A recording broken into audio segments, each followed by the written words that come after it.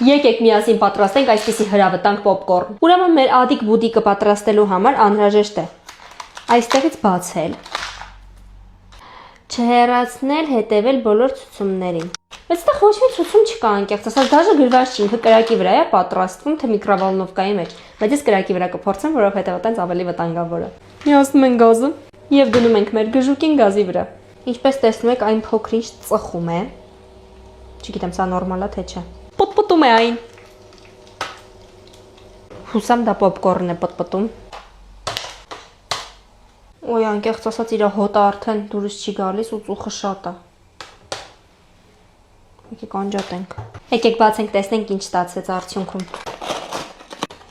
Փուֆ հոտ է գալիս, գիտեք, վառվել է։ Իսկ թվում է ինչ որ ավելի ճիշտ աշխատելու ձև ունի, որի մասին ես չգիտեի։ Փորձենք։ Իրականում իդեան շատ լավն է, որովհետև եթե այս ադիկ բուտիկները մինչև վերջ եփեն, այսինքն իրանք լրիվ բացվեն, այդ շատ լավ կլինի, իրանք կիսով չափ են բացվել։ Մի խոսքով ես սա կգնահատեմ 10-ից կես լիմոն իր կրեատիվի եւ տված էֆեկտների համար։ Համան նենց ոչինչ էր էլի։ Այսօրվա համար այսքանն էր։ Շնորհակալություն, որ մինչև վերջ նայեցիք, հետևեք ինձ, որ չկորցնեք, որովհետև այս պոպկորնը էլի համեր ունի։ Եթե ցանկանում եք այդ մյուս համերն է փորձարկենք միասին, գրեք մեկնաբանություններում։